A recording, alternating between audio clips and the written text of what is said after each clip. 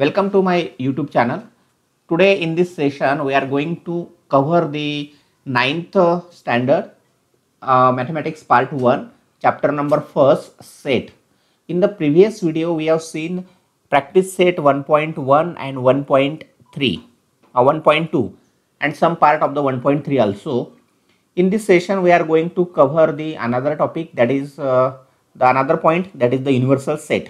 Universal म्हणजे याचा अर्थ व्यापक, खूप मोठा, वैश्विक म्हणतो आपण त्याला मराठीमध्ये, वैश्विक, सर्वांना सामावून घेणारा universal set. Okay, so how can you define the universal set? It is a suitable chosen non empty set. म्हणजे आपण तो निवडायचा आहे या ठिकाणी.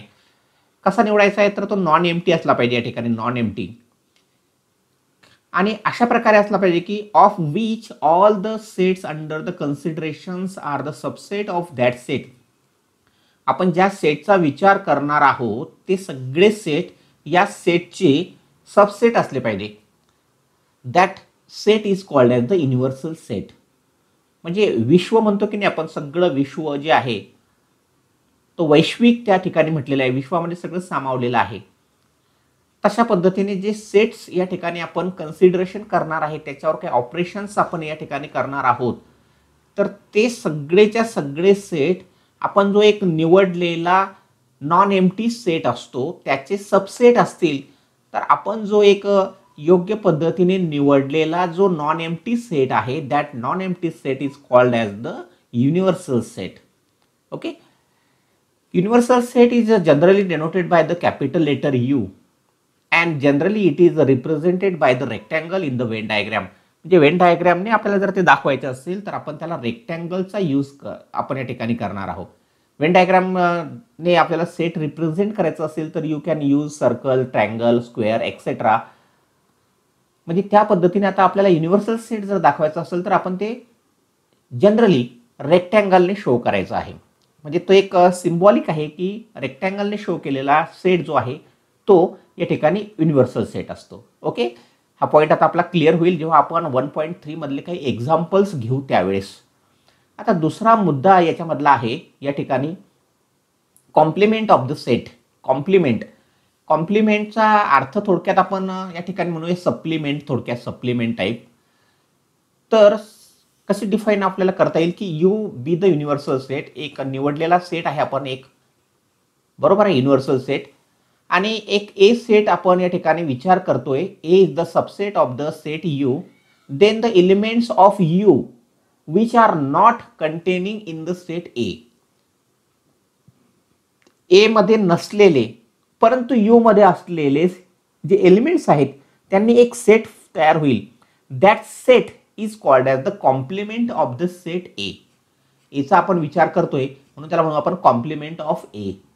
And it is denoted by a dash like this, or we can write like this a, and in the superscript we can write here c, a c. पण आपण याला a c असं नाही वाचणार, याला या ठिकाणी आपण त्याचं रीड करणार आहे, त्याला रीड आउट करणार आहे कॉम्प्लिमेंट ऑफ a. याला सुद्धा या ठिकाणी आपण म्हणणार आहे कॉम्प्लिमेंट ऑफ a.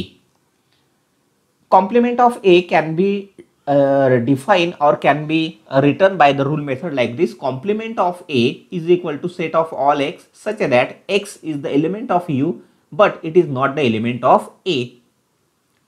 म्हणजे a चा एलिमेंट नसावा x परंतु u चा एलिमेंट असावा, असा जो सेट फॉर्म होईल, that set is called as the complement of the given set a. एक एक्झाम्पल घेऊ आपण, म्हणजे एक्झाम्पलच्या साहाय्याने तुम्हाला त्या ठिकाणी आयडिया क्लिअर होईल की एक सेट आहे u containing the elements A B C D E F G, अशा पद्धतीचे एलिमेंट्स त्याच्यामध्ये आहेत.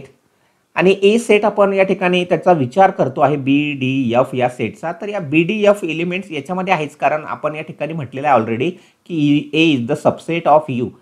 हा यूचा सबसेट पाहिजे. आपण जो सेट कन्सिडर करतो it should be always the subset of the universal set. मग आता हा जो ए आहे तर ए मध्ये असलेले जे काही एलिमेंट्स आहेत ते इलिमिनेट कर या ठिकाणी. म्हणजे हा बी आहे तर बी सोडून देऊया, हा डी आहे तर हा डी सोडून देऊया, हा एफ आहे तर एफ सोडून देऊया.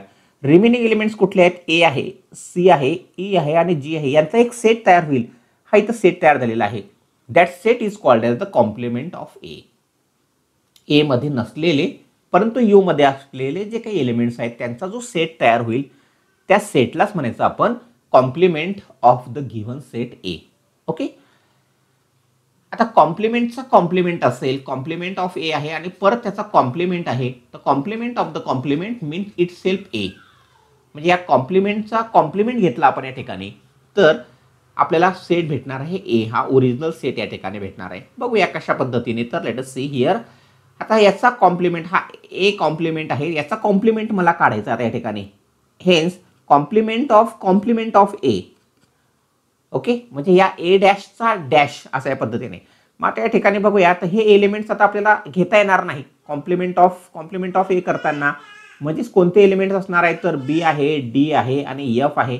म्हणजेच कुठला सेट तयार होतो या ठिकाणी बघा बरं, हा सेट, तर दॅट विल बी ए. म्हणजे complement of the complement is the set A itself. Okay, हे 2 पॉईंट्स जे आहेत त्या 2 पॉईंट्सवर आता या ठिकाणी प्रॅक्टिस सेट नंबर 1.3 आहे, त्याच्याशी रिलेटेड जे एक्झाम्पल्स आहेत या 2 पॉईंट्सची ते आता आपण या ठिकाणी समजून घेऊया. Example number 2 from the practice set 1.3. Take the set of the natural number from 1 to 20. We know the natural number 1, 2, 3, 4, 5, 6. These are the natural numbers.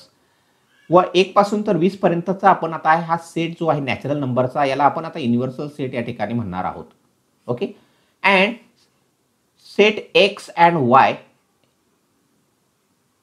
Then show the set X and Y using the Venn diagrams. A आणि X आणि Y हे set जे आहे ते आपल्याला या ठिकाणी Wien डायग्रामने show करायचे आहेत. बघूया आता आपण एक्स आणि वाय आपल्याला कशा पद्धतीने दिलेले आहेत. तर या ठिकाणी x is the set of all x such that x is the member of the set N. N म्हणजे नॅचरल नंबरचा सेट या ठिकाणी. X is the member of N and the value of x is greater than 7 but less than 15. So which are the natural numbers which are greater than 7? That will be 8, 9, 10, 11, 12, 13, 14. 15 पेक्षा आपल्याला या ठिकाणी लेस than पाहिजे, तर 14 पर्यंत या ठिकाणी आपल्याला एलिमेंट्स या ठिकाणी इन्क्लूड करता येतील.